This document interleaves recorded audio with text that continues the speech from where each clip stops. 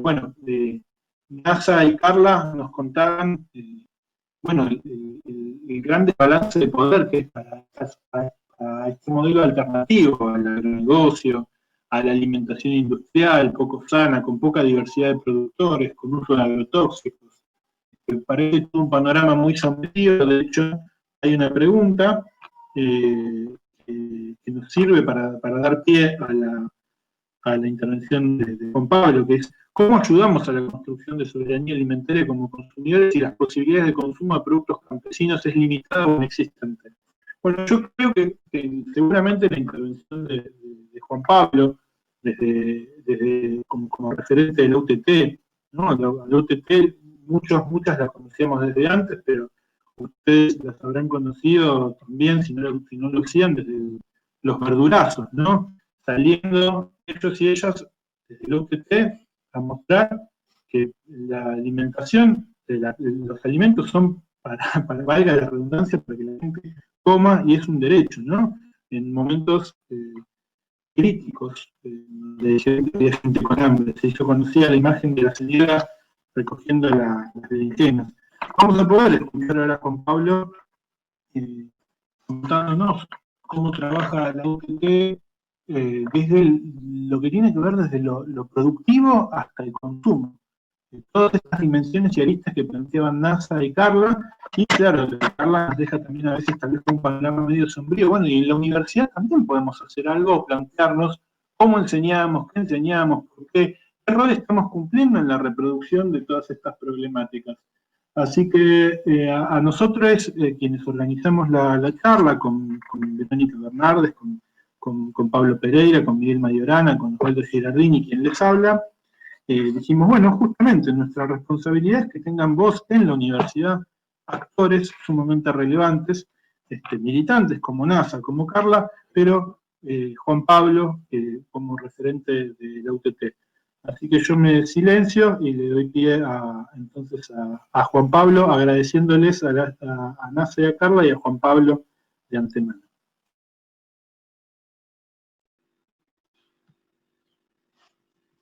¿Se escucha ahí?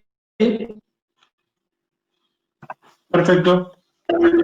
Bueno, buenísimo. Gracias por la invitación primero. Ahora que bajo la cámara.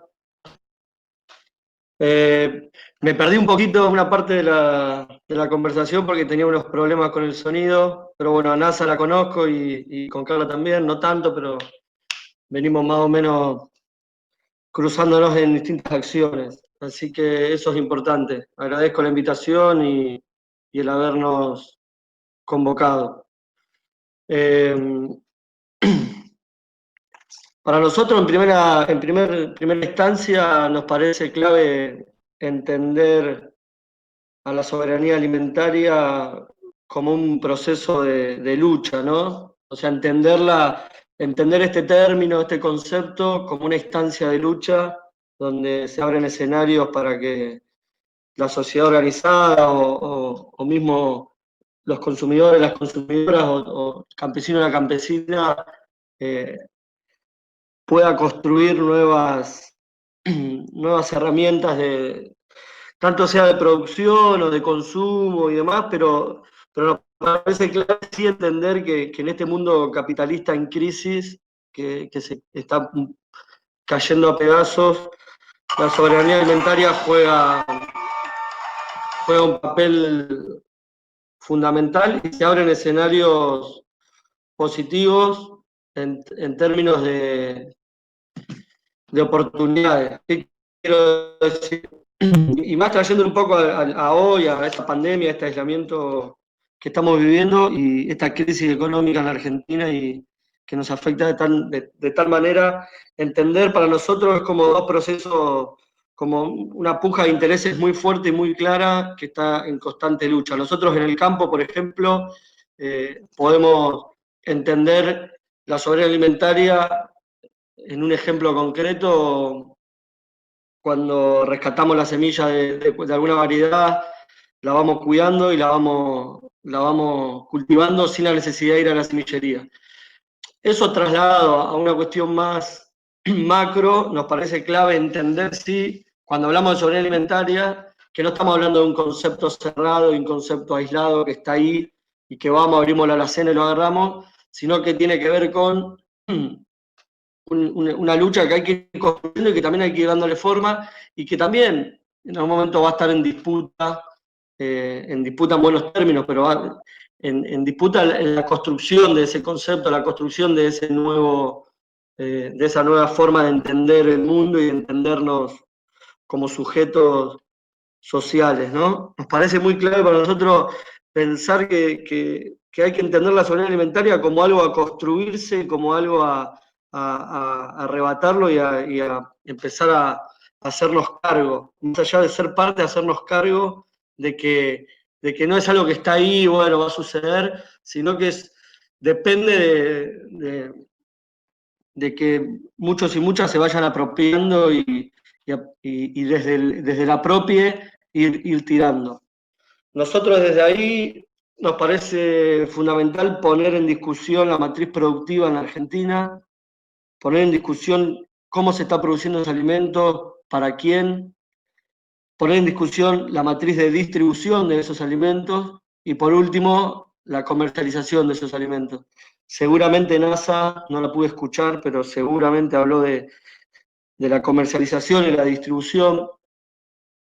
Y son temas que nos parece fundamental empezar a meterlos. Y ahí hay una gran clave, cuando digo empezar a meterlos, esto de qué herramientas tienen las organizaciones sociales o las organizaciones campesinas para hablarle al conjunto de la sociedad, ¿no? Y ahí el compañero recién en la intro nombraba los verdurazos, y los verdurazos son un escenario primero de lucha, de un sector en la Argentina que hace varios años atrás no estaba organizado y no era un sujeto político y ahora sí, pero además de ser un espacio de lucha, el verdurazo es un espacio de visibilización de la problemática y también de comunicación, porque ahí la estrategia fue hablarle al ciudadano y a la ciudadana a través de los medios, porque son muchas veces, bueno, muchas veces no, sino siempre los medios, los grandes comunicadores, y nos parece clave interpelar desde ahí también.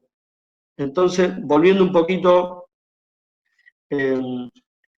entender el verdurazo como una instancia de lucha, pero no como una instancia de lucha aislada, sino como una instancia de lucha entre dos mundos que están en disputa, que el agronegocio por un lado, y nosotros y nosotras construyendo estas otras opciones de vida por otro lado. Y cuando hablamos de plantear el sistema y la matriz de producción de alimentos, no puede ser que, bajándolo a ejemplos concretos, no puede ser que en Argentina, acá a ver el conurbano bonaerense, pasamos la ruta 6 en Cañuelas, hacemos 100 kilómetros menos, Saladillo, y de ahí al fondo todos los pueblos tienen que venir hasta los mercados concentradores a buscar alimentos porque nadie produce verduras y frutos en ninguno de los pueblos. Entonces, tenemos pueblos de 10.000 habitantes, 20.000, 70.000, 150.000 habitantes sin producción de verduras, todos de soja y de girasol. El promedio en Tapalqué, por ejemplo, en Tapalqué ahora desde la UTT estamos armando una colonia agrícola de abastecimiento, que ahora lo punteamos un poco, pero en Tapalqué el promedio de hectáreas por habitante es de 400 hectáreas por persona. Viven 10.000 habitantes y el pueblo, el distrito, tiene 400.000 hectáreas. No hay nadie que produzca un paquete de acelga, un kilo de tomate. Y esos 10.000 habitantes consumen verduras a través de 2 distribuidores privados que vienen 3 veces por semana al mercado central a buscar verduras, que la producimos nosotros hacinados en los cordones hortícolas, distribuidos, tanto sea el nuestro acá en La Plata o el resto de los cordones hortícolas del país.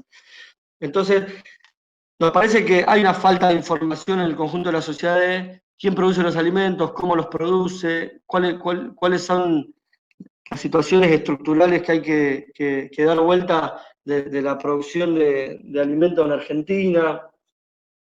Y para todo eso, más allá de lucharlo y de pelearlo, necesitamos también darnos instancias de comunicación de esas problemáticas y de empezar a bajar al cotidiano, al lenguaje nuestro, qué es lo que está pasando con la lechuga, con el tomate, con el pollo, con el queso y con los huevos, por decirlo de alguna forma, pero no puede ser que la matriz de producción de alimentos de la Argentina la haya configurado y la configure todos los días un mercado privado. Porque ahí el problema es la concentración de la economía. Yo no estoy diciendo nada nuevo, pero no puede ser que la vida de cientos de miles de familias campesinas sigan atadas a cómo el mercado le conviene tener distribuido eso en términos logísticos y de operación de oferta y demanda. Está claro que del otro lado el monstruo es grande y que la pelea es grande, pero tenemos que empezar a construir desde abajo alternativas y propuestas que sean viables y que las podamos llevar a cabo. Para nosotros discutir la matriz de producción de alimentos en Argentina, básicamente en términos de verdura, tiene que ver con empezar a transitar la agroecología. Ahí nos preguntamos cuál va a ser, cuál es el rol del Estado, por qué constantemente tenemos que estar presionando, empujando, corriendo al Estado y no logramos construir un Estado que por lo menos pueda entender la discusión y empezar a construir políticas públicas por lo menos de impulso, ¿no? A la agroecología, al acceso a la tierra, el acceso a la tierra como herramienta fundamental cuando hablamos de soberanía alimentaria. Porque para estos días con los debates de Vicentín y demás, para nosotros está claro que la posible expropiación de Vicentín es soberanía alimentaria, ¿no? Pero también es soberanía alimentaria cuando los fines de esa expropiación, y en todo caso eso sea para que el campesino o la campesina también accedan a la tierra propia, también impulsemos la agroecología intensiva y extensiva, cuando podamos discutir con esos fondos cómo vamos a dar vuelta la vida de cientos de miles de familias campesinas que nosotros tenemos, como siempre lo decimos en los medios, es la vida digna en el campo, son alimentos sanos en las ciudades, y eso no hay vuelta que darle. Entonces, ¿cómo podemos pensar un país con soberanía alimentaria sin acceso a tierra del campesino o la campesina? Es imposible. Entonces, tenemos puntas claras por las que hay que empezar. Nosotros desde la UTT venimos hace 6 años impulsando la ley de acceso a tierra, que es básicamente que el Estado cree un fondo fiduciario de crédito a través del Banco Nación, a través del ANSES, a través de donde quiera, y algo así como un procrear rural, y los campesinos y las campesinas puedan acceder a un crédito, comprar 2 hectáreas y después, así como todos los meses se paga alquiler, se paga el crédito. Nos parece que estamos parados en un momento justo, en un momento bisagra, que de hecho la pandemia puede ayudar a profundizar la discusión en términos, mucho está viniendo de la mano de la alimentación, entonces bueno, poder dar vuelta un poco la discusión, no es solo la alimentación de los sectores medios o de los sectores más pudiente en la Argentina, sino esa alimentación, como, de dónde viene y qué hay atrás, y ahí nos parece que hay que empezar a desenmascarar y empezar a poner arriba de la mesa realidades y situaciones estructurales. Pero como para no irme, me parece que hay cosas muy claras, que una es replantearnos y nosotros, yo por lo menos desde lo personal no me tocó pasar por la universidad, pero sí entiendo que ahí hay un rol clave y me parece que estudiar y replantear esto, ¿no?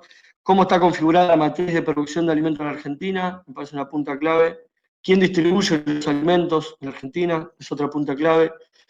¿Quiénes venden? ¿Quiénes nos venden los alimentos? Y cómo es que la economía se concentra tanto a la hora de la comercialización y las grandes góndolas. Ahí hay 3 puntas para darle vuelta.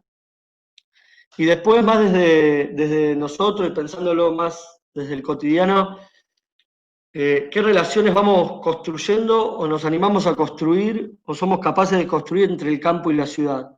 Esta conversación de hoy, desde ustedes en la universidad y nosotros desde el campo, ¿cómo vamos construyendo puentes que vayan consolidando, siendo parte también de un proceso colectivo y mucho más amplio y que nos supera a todos? Ahí hay una pregunta que da vueltas, que era cómo los consumidores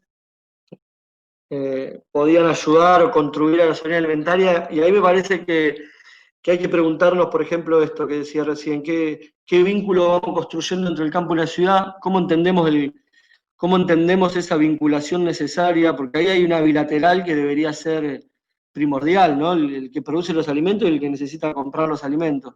¿Cuánto tiempo nos alejaron? Y ahí hay propuestas concretas. Nosotros venimos, bueno, con todo el proceso de agroecología, la construcción de mercados de cercanía, la construcción de nuevos métodos de compra y de consumo a través de los nodos comunitarios, la puja de venta de alimentos al Estado para que en los barrios populares también llegue la agroecología y no necesariamente ese fideo de última.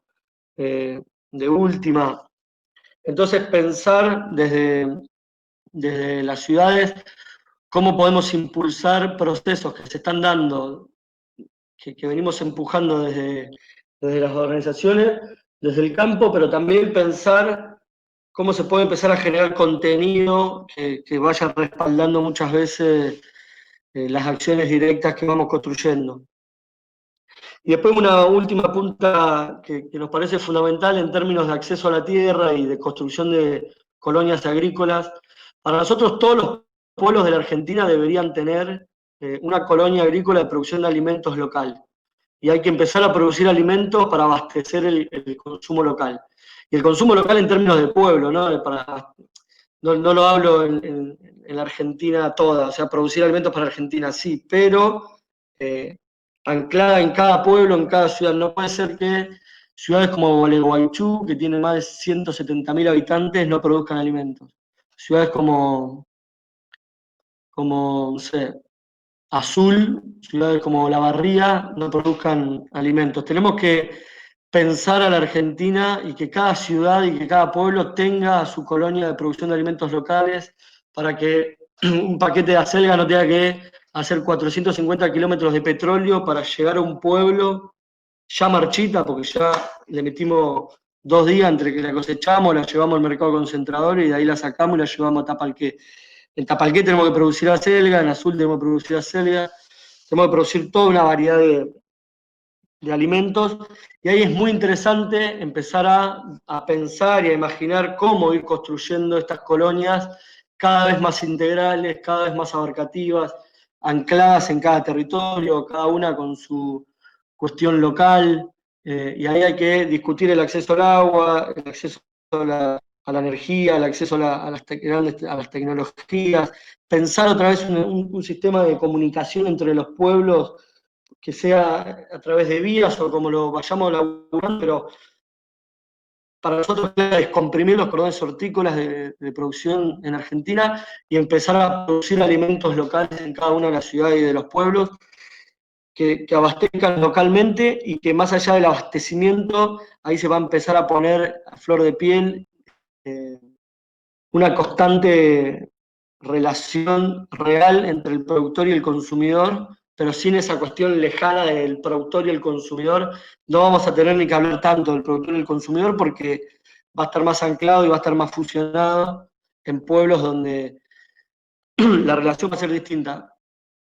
Nosotros en el 2013 ganamos las tierras ahí en Luján, y en Jauregui, que está ahí al ladito de Luján, y al principio el pueblo de Luján no quería saber nada con nosotros, por una cuestión de desconfianza, bueno, con todo lo que sucede en nuestra Argentina más media también, pero hoy es interesante pensar cómo años después, en nuestra colonia ahí en Luján, está llena constantemente de autos que vienen de Luján, que vienen de Jauregui a buscar su comida, a buscar su bolsón de verduras, a buscar su pollo, su docena de huevos, y que dejaron primero que empezaron a entender el proceso y segundo que la necesidad también del mundo de acceder a alimentos sanos y alimentos de calidad.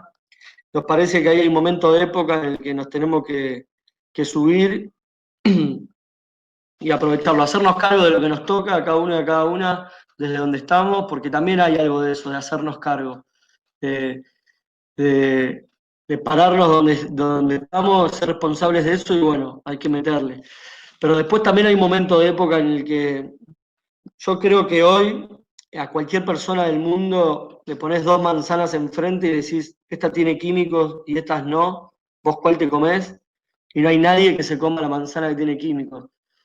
Y puede ser un ejemplo boludo, pero me parece que eso habla de que esto nos supera y hay que pararnos ahí también para poder empujar más y ir logrando aciertos y victorias. Lo que sí tenemos que lograr es tener propuestas cada vez mejores y cada vez más auténticas en términos de superación y también poder interpretar los tiempos de la sociedad para saber cuándo ir empujando qué y no salir también a asustar con propuestas muy, muy fuertes porque necesitamos que esto, necesitamos no perder esta batalla porque dependen miles y miles de vidas de que esto salga. ¿No? La Argentina no puede aguantar más así como está distribuida la tierra. Necesitamos democratizar el acceso a la tierra y de la mano de eso necesitamos dar toda una disputa cultural y de comunicación para, además de haber accedido a la tierra, lograr la construcción de circuitos que permitan que los alimentos se permeen y lleguen realmente al conjunto de la sociedad. Y no es la verdad, no lo que se está comiendo hoy en Argentina. Necesitamos dar vuelta a la producción con acceso a la tierra y una vez que eso lo vayamos logrando, necesitamos que esos alimentos lleguen y esos alimentos se permeen. Hoy podemos empezar con experiencias por momentos en las grandes ciudades, pero ya hay que empezar también a meterlas en los barrios populares y hay que empezar a jugar en todos los frentes. Necesitamos que se consoliden procesos que después no sean fáciles de tumbar. Por eso también reinventarnos y ir pensando, no solo ir pensando, sino desarrollando esquemas reales de distribución y de comercialización. Esa es una gran disputa que entiendo que la deben estar viendo nuestra desde la UTT. Creemos que es importante generar una escala real de distribución y de comercialización de alimentos y desde ahí construir con cada vez más fuerza la posibilidad. Pero bueno, también es muy importante esto, unir voluntades, crear puentes ahí entre el campo y la ciudad y empezar a replantearnos fuertemente, bueno, esto, el acceso a la tierra, la distribución, la comercialización, el modo de consumo, el modo de producción y seguir batallándolo día a día. No sé cómo venimos de tiempo, pero entiendo que eran 20, 25 minutos, así que... Pero podés explayarte todo lo que necesites, no te preocupes. Bueno, si quieren algo cortito, pero que sirve a veces para ver nuestro proceso de comercialización puntualmente, lo bajo más ahí al cotidiano. Nosotros lo que logramos y lo que nos interesa ahí construir fuertemente cuando hablamos de comercio justo, y esto me parece que está bueno porque está en discusión, está apareciendo mucho el concepto del comercio justo, el comercio directo, de qué hablamos cuando hablamos de precio fijo y precio justo, y nos parece clave entender que el mercado lo que hace con la fruta y la verdura es ponerla sujeta constantemente a la oferta y la demanda. Y esa oferta y demanda depende de la cantidad de verdura que hay en el campo, depende del clima, depende de alguna operación logística. Hay varios factores que hacen que la lechuga valga 2 mangos en vez de valer 150. Pero todos esos factores están sujetos a la decisión de la concentración en términos de oferta y demanda. Entonces, hace mucho calor, la gente va a ir a buscar zanahoria a la verdulería para hacer zanahoria rallada, entonces le subimos el precio. Y el compañero y la compañera en el campo sujeto a una pobreza totalmente estructural, porque no hay acceso a tierra, la vivienda es precaria, no hay acceso a una educación de calidad, no hay acceso a una salud de calidad, tiene cero capacidad de negociación ante el mercado. Eso es lo que tenemos día a día, por eso vamos a la verdulería, el tomate está a 100 pesos, al otro día vamos y está a 3,40 kilos, ¿no? Y nunca entendemos quién pone esos precios y quién los define. Eso es lo que nos sucede día a día en el esquema convencional de fruta y verdura. Lo que hay atrás de eso, que nosotros al consumidor le pega porque va y compra un día un precio, un día otro, un día un tomate bueno, un día un tomate que adentro está verde, un día un tomate perita para hacer sal.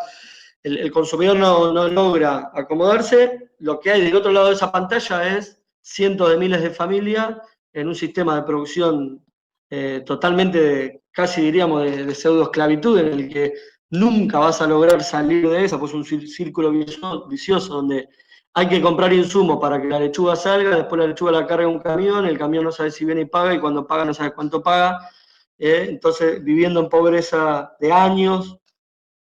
Eso es lo que, cómo impacta de este lado. Nosotros lo que proponemos frente a eso del otro lado es decir, che, hablamos de agroecología, entonces esa familia abandona el paquete de ese tecnológico, más que tecnológico, de insumos y de semillas necesarias para, estamos hablando de 2 hectáreas de 5 variedades, ¿eh? Nosotros tenemos un cálculo de que cada familia está gastando hoy entre 50 y 80 lucas por mes para producir 1,5 hectáreas de verduras, en pesticidas, fungicidas, algún tipo de fertilizante, sin contar la necesidad de alquilar tractor y demás. Si nosotros del otro lado de eso le sacamos todo ese paquete y ya la familia se ahorra esas 60 lucas y empieza a producir con bioinsumos naturales, primero que empezamos a recuperar un suelo, empezamos a generar toda una disputa también de sentido muy interesante, pero al margen de eso, económicamente tenemos 60 lucas de ahorro que tiene la familia, que ya no se la gastó en la semillería ahí más grande de la zona.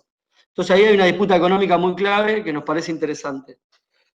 Repaso, del otro lado tenemos la oferta y la demanda, el paquete tecnológico, la concentración y el consumidor y la consumidora que nunca sabe lo que va a pagar. De este lado ya corremos el paquete tecnológico, metemos una batería de bioinsumos naturales, recuperamos el suelo, hablamos de agroecología y empezamos a disputar el sentido. A eso, cuando lo empezamos a lograr hace años atrás, venía el camión de culata y se nos llevaba la verdura. Para nosotros esa verdura tenía un capital político, simbólico mucho más interesante, entonces necesitamos empezar a discutir ahí la distribución. Cuando empezamos a pensar la distribución, claramente hay que ver dónde vendíamos esa verdura. Entonces, cuando construimos estos canales de comercialización y hablamos de precio fijo y precio justo, empezamos a discutir, bueno, el mercado juega con que la lechuga vale 2 pesos un día y 250 pesos otro día. ¿Cuánto necesita una familia campesina para sostener la producción? ¿Cuánto necesita una familia campesina cobrar el cajón de tomate para sostener la inversión de producción de tomate? Cientos de miles de preguntas que nunca nadie se las hizo a un sector que es una locura que no se hayan hecho. Ahí a nosotros nos parece fundamental, y lo repito, que el Estado está totalmente ausente, o sea, hay una ausencia fatal del Estado en toda la matriz de producción. No, el Estado no aparece ni siquiera para discutir los precios de las verduras, es increíble. Y ahí vamos construyendo, ya tenemos esa parcela agroecológica, construimos el almacén de OTT, y lo que logramos ahí es entre la parcela y el almacén unir una logística, que puede ser privada, puede ser nuestra, porque se pagará la logística, pero armamos un esquema asambleario de compañeros y compañeras que producen agroecológicamente la discusión de esos precios de la verdura, y nos corrimos, y ahí está lo clave, nos corrimos de la oferta y la demanda cotidiana y diaria, y nos paramos en la estacionalidad de la verdura. Es decir, che, yo planto lechuga, y planto lechuga para 3 meses, entonces la lechuga, el gasto de inversión y demás, los 3 meses es el mismo. Hablemos del precio de los alimentos estacionalmente, y ahí construimos esto del precio fijo. ¿De qué habla la UTT cuando habla del precio fijo? Habla del tomate. Empiezo a cosecharlo en diciembre para la fiesta y lo termino de cosechar en marzo, y entre diciembre y marzo el tomate es lo mismo, porque es mi mismo plantel, es la misma producción, es el mismo invernadero. Entonces desde ahí hablamos del precio fijo.